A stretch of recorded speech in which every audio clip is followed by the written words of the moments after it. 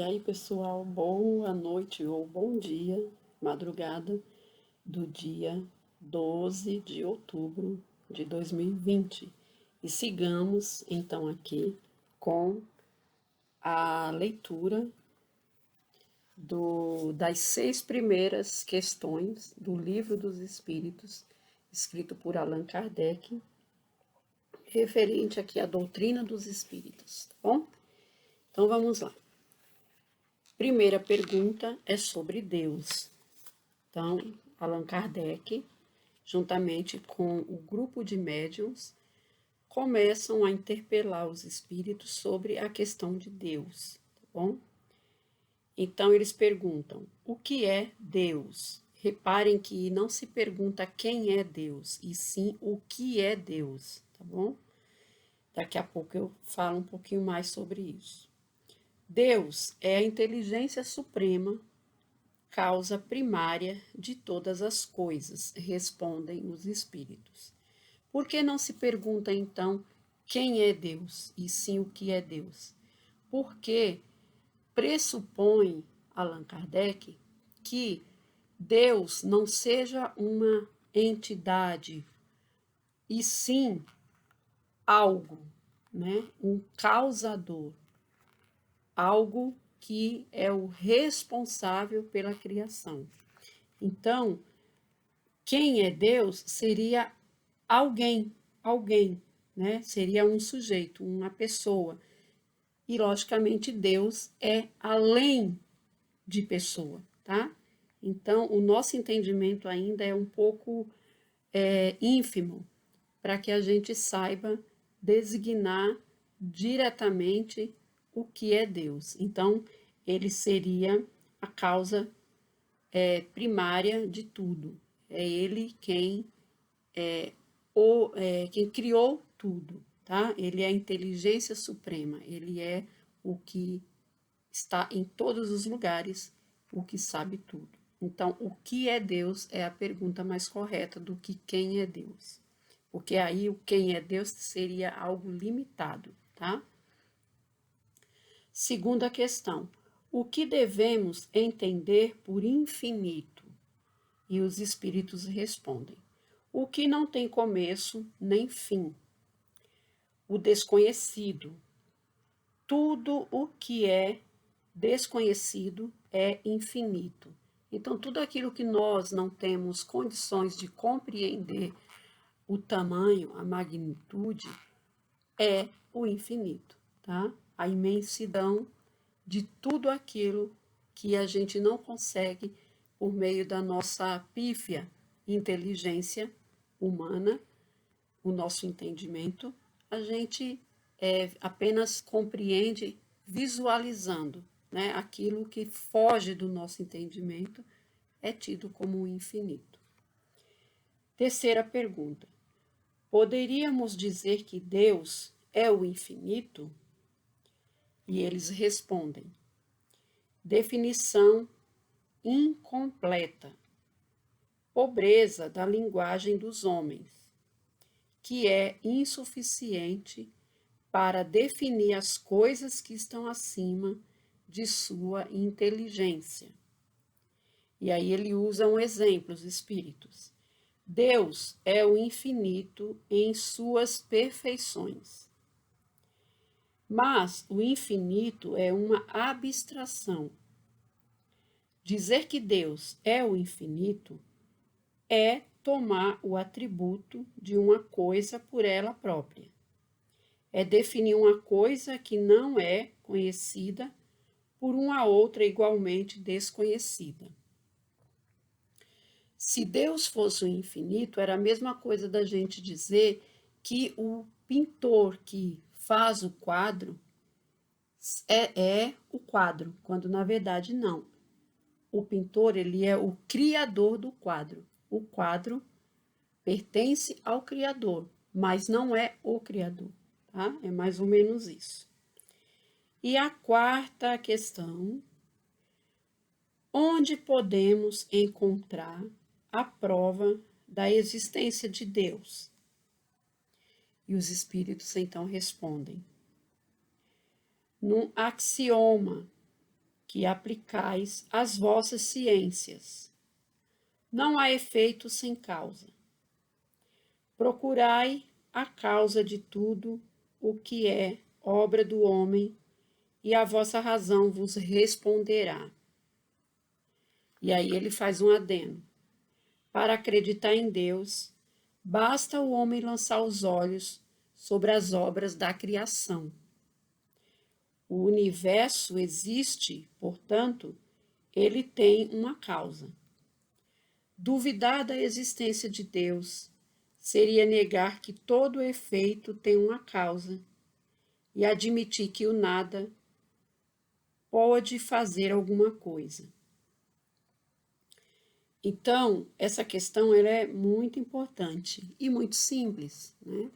Basta você olhar na natureza, como disse os espíritos. Se aquilo que você olha na natureza, por exemplo, o pôr do sol ou o nascer do sol, o dia de chuva, a chuva caindo, se não foi o homem quem fez a chuva, quem fez o sol, né? Logicamente que alguém fez, mas não foi o homem. Então, presume-se que quem fez é Deus. Tá? Questão 5. Que conclusão podemos tirar do sentimento intuitivo que todos os homens trazem em si mesmos da existência de Deus? E eles respondem: a de que Deus existe, de onde lhes viria esse sentimento se repousasse sobre o nada. É ainda uma consequência do princípio de que não há efeito sem uma causa. Então a pergunta é: por que todos nós nascemos meio que registrado em nosso subconsciente a existência de algo superior a nós que foge do nosso entendimento?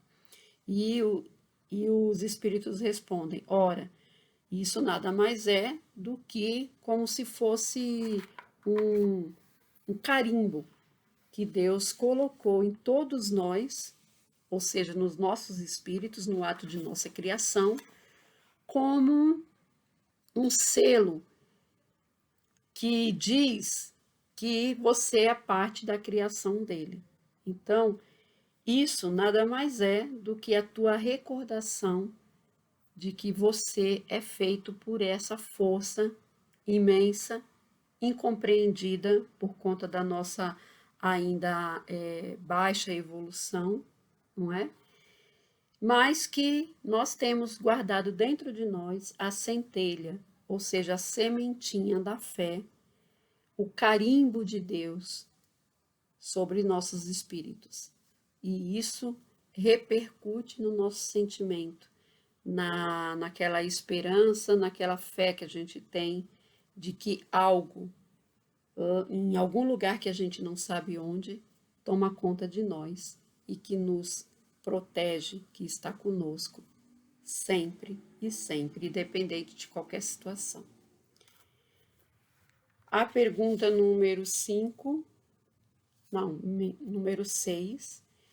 é: o sentimento íntimo que temos em nós da existência de Deus não seria o efeito da educação das nossas ideias adquiridas? Ou seja, será que a gente não entende Deus, a gente não sabe que Ele existe porque isso foi nos passado na nossa educação, no meio onde a gente vive? Se talvez a gente tivesse nascido e ninguém no mundo tivesse falado sobre Deus, a gente não saberia dele, logo a gente não acreditaria nele? É essa que é a pergunta. E eles respondem: se fosse assim, por que vossos selvagens teriam também esse sentimento? Olha só, os selvagens, lá os primeiros homens, né, e mulheres do mundo, também tinham esse sentimento, esse temor de algo superior que eles não entendiam, né? Ou a fé de que alguém estava cuidando deles de alguma forma, né?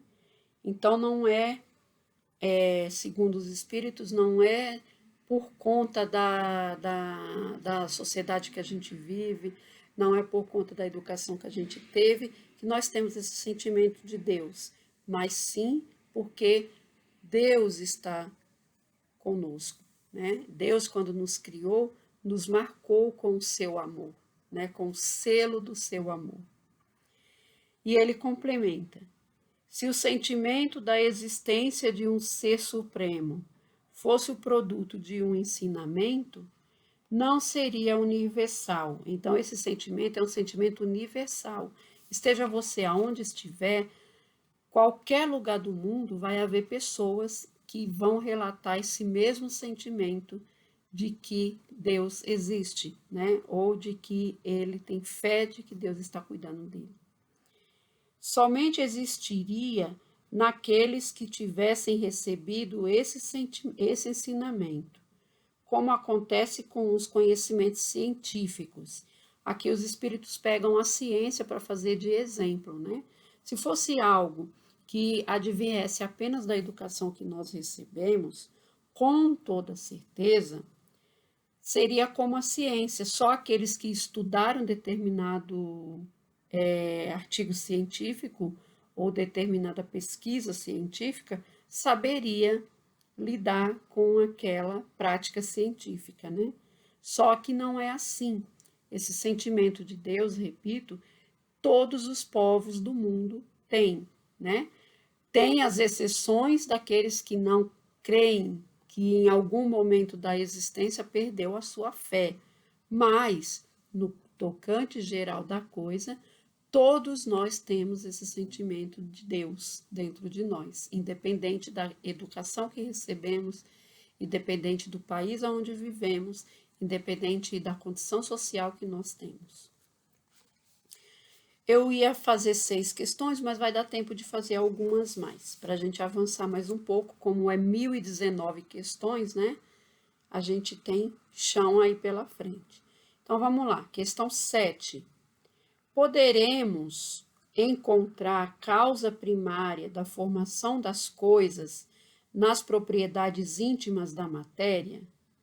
Olha só, poderemos encontrar a causa primária, ou seja, Deus, né? Da formação das coisas nas propriedades íntimas da matéria, ou seja, poderemos encontrar Deus na matéria? E ele responde, os espíritos respondem: mas então, qual teria sido a causa dessas propriedades? Sempre é preciso uma causa primária, né?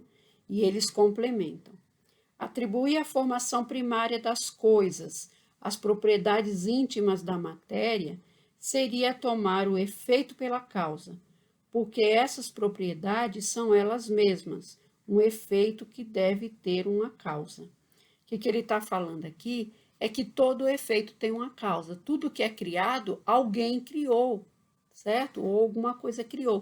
Então, assim, as coisas da matéria, quem cria é o homem, por meio da educação, por meio do entendimento, por meio do estudo, né? Então, logo, a materialidade das coisas, a gente pode encontrar Deus por meio do Criador das coisas, ou seja, por meio dos homens, né? Por meio dos homens. E não que aquelas coisas sejam Deus, né? Mas o Criador das coisas materiais, quem fez foi o homem. Logo, o homem tem Deus dentro de si. Então, tem participação de Deus por meio do homem e não diretamente por meio das coisas. Questão 8. O que pensar da opinião que atribui à formação primária à combinação acidental e imprevista da matéria, ou seja, ao acaso? O que pensar da opinião que atribui a formação primária a uma combinação acidental e imprevista da matéria, o acaso, né? Então, ele está perguntando o que pensar do acaso. Existe acaso, né? Aí o espírito respondeu: outro absurdo, que homem de bom senso pode conceber o acaso como um ser inteligente, né? E, além de tudo, o que é o acaso? Nada. O acaso não é nada. E ele complementa: a harmonia que regula as atividades do universo revela combinações e e objetivos determinados, e por isso mesmo um poder inteligente. Atribuir a formação primária ao acaso seria um contrassenso, porque o acaso é cego e não pode produzir os efeitos que a inteligência produz. Um acaso inteligente não seria mais um acaso. Lógico, né, gente? Se o acaso tivesse alguma inteligência, ele não seria o acaso, ele seria a inteligência em si, né? Pergunta 9. Onde é que se vê na causa primária a manifestação de uma inteligência suprema e superior de todas as inteligências? E eles respondem: tendes um provérbio que diz: pela obra reconhece-se o autor. Pois bem, olhai a obra e procurai o autor. É o orgulho que causa a incredulidade. O homem orgulhoso não admite nada acima dele. E é por isso que se julga um espírito forte. Pode ser que um sopro de Deus pode abater. Então, é o orgulho que não nos deixa enxergar, às vezes, a existência de Deus, né, da inteligência suprema. Aí ele complementa: julga-se o poder de uma inteligência por suas obras. Como nenhum ser humano pode criar o que a natureza produz, a causa primária é, portanto, uma inteligência superior à humanidade, né? Se não é o homem quem cria a natureza, o sol, as estrelas, os planetas, né? Quem dá sustentação a eles, logo, quem criou essas coisas é superior ao humano, certo?